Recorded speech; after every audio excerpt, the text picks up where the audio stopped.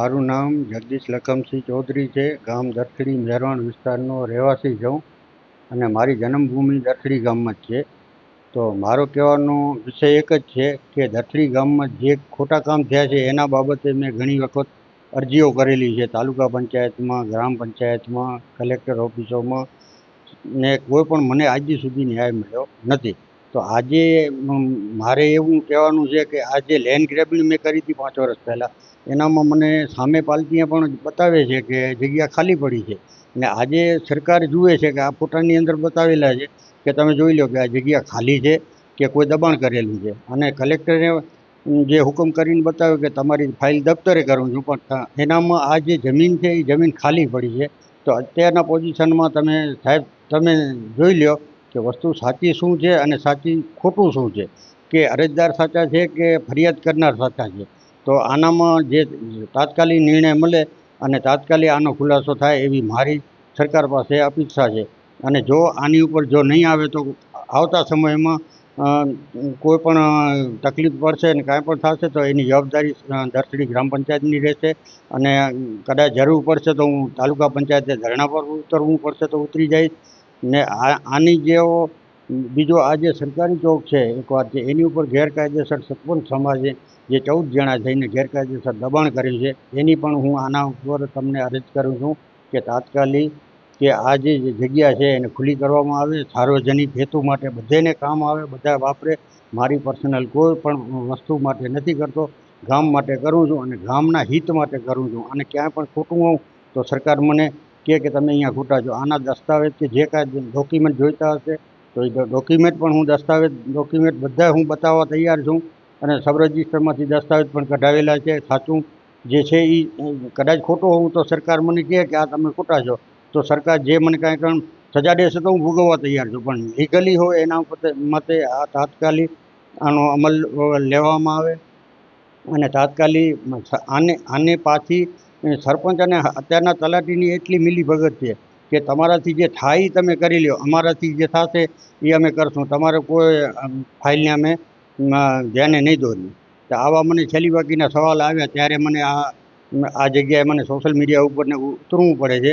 અને ખોટી રીતે મને પરેશાન કરવામાં આવે છે. મને ક્યાંક પણ કાંઈ પણ તકલીફ થશે તો આ દરથડી ગ્રામ પંચાયતની જવાબદારી રહેશે. અને અત્યારે કદાચ એવું છે, અમે મૌખિક પણ રજૂઆત ઘણી વખત તાલુકા પંચાયતને કરી છે. તો હમણાં ટીડીઓ સાહેબે આજે 15 દિવસ પહેલાં કે કીધું છે કે મને 5 દિવસનું ટાઈમ આપો, 5 દિવસમાં હું તપાસ કરી લઉં કે સાચી હકીકત શું છે. એની બદલીમાં એને આજે 15 દિવસ થઈ ગયા છે. અને આની મૌખિક રજૂઆત કરેલી છે વિતરણ અધિકારી સાહેબે. તલાટીને રૂબરૂ બતાવવામાં આવેલું છે કે આનું તમે સરપંચને નોટિસ કરો, પણ આ તલાટી બેને કોઈ નોટિસ કરવામાં આવેલી નથી. અને બેનને મૌખિક કીધું કે બેન આનું શું કરે, તો બેને જવાબ દઈ દીધો કે તમારે જ્યાં જવું હોય ત્યાં જાઓ, હું નોટિસ કરવા નથી ઈચ્છતી, તમને જ્યાં પગલું ભરવું હોય ત્યાં ભરજો, મારે કોઈ એમાં લેવા દેવા નથી. તો હવે આનામાં આ જે લેન્ડ ગ્રેબિંગ કરેલી છે ને સાહેબ, એની અંદર પણ એ લોકોએ ખોટી આકારણીઓ ફેરાવી છે. પહેલાં આકારણી દસ્તાવેજ કર્યા હતા, હવે હમણાં આકારણીઓ એ જ તલાટી બેન અને સરપંચે થઈને આકારણીઓ ગેરકાયદેસર પાછી વારસાઈમાં નાખેલી છે. તો કયા આધારે નાખ્યું છે? એક બાજુ લેન્ડ ગ્રેબિંગના હુકમ પડ્યા છે, એક બાજુ લેન્ડ ગ્રેબિંગમાં બતાવે છે કે આ દસ્તાવેજ આ જમીન છે એ ખાલી છે. તો ખાલી છે તો આકારણી શેની ચડાવે છે, ઉથલપાથલ કરે છે?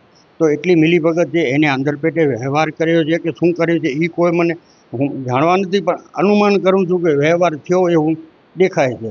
તો જ આટલો પક્ષપાત કરે ને કર્મચારી કોઈ દિવસ એનો પક્ષપાત કરવામાં આવતો નથી. તો આવી રીતે જો પંચાયતની અંદર જો ગેરકાયદેસર કામ થતા હોય, આવા ગેરકાયદેસર સરકાર મને બોલાવે તો મહેરવાણ વિસ્તારની અંદર કેટલા સાર્વજનિક હેતુના જે ચોક મૂકવામાં આવેલા છે એને થયેલી જમીનના બધા વેચાઈ ગયા છે. જે 30-30 ફૂટના રસ્તા છે એ ગેરકાયદેસર દસ્તાવેજ કરીને વેચાણ કરવામાં આવેલા છે. જ્યાં 161 ચોરસ મીટર છે એની બદલીમાં 32/90ના દસ્તાવેજ સુધારા કરીને વેચાણે. તો હવે સરકાર જુએ, તપાસ કરે, મને સાથે રાખે, હું બધું બતાવું કે દરથડીમાં કેટલું ખોટું છે અને કેટલું સાચું છે. તો સરકાર એના ઉપર જો ધ્યાન દેશે તો સરકારને સાચી હકીકત શું છે એની જાણ થશે. ને આનામાં તો બધી જ્યાં કાંઈ પણ હોય તો કહેશે કે અમે ભાજપના માણસો છીએ. તો અમે ક્યાં પાકિસ્તાનથી આવ્યા છીએ? અમે પાકિસ્તાનથી તો અમે નથી આવ્યા ને, અમે એક તો ઇન્ડિયાના જ રહેવાસી છીએ, ભાજપ હોય, કોંગ્રેસ હોય કે આપ હોય, પણ અત્યારે તો ઇન્ડિયાના રહેવાસી છીએ. તો ઇન્ડિયાના રહેવાસીને જો એ એમ કહેતા હોય કે તમારાથી થાય એ કરી લેજો. તો પછી અમારે કઈ જગ્યાએ જવું ને કાંઈ બી કરીએ છીએ તો સામેથી કહે છે, કારણ કે પરેશાન કરે છે કે એ એકલો છે, શું કરી લેશે શું કરી લેશે.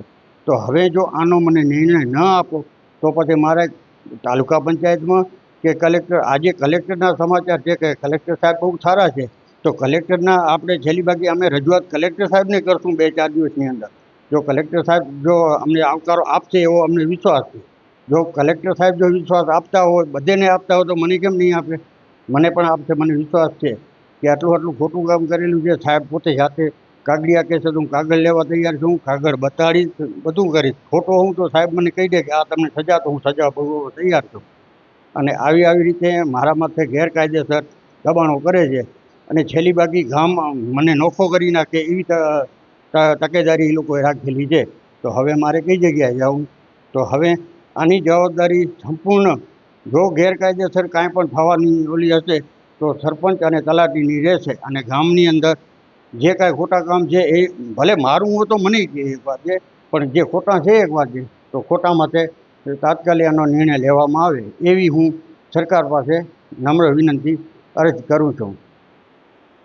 હવે આની અંદર જે આમને અરજી કરી છે ને આનામાં જે કાંઈ કર્યું છે એનામાં જો હવે પંચાયતે ખોટું કર્યું હોય કે ટીડીઓએ ખોટું કર્યું હોય કે જેને કાંઈ ખોટું કર્યું હોય ને આની અંદર જો સામેલ હોય તો સરકાર આની ઉપર ઉચ્ચ અધિકારી જે છે એ લોકો એની ઉપર કડકમાં કડક એક્શન લે એવી મારી અરજ છે.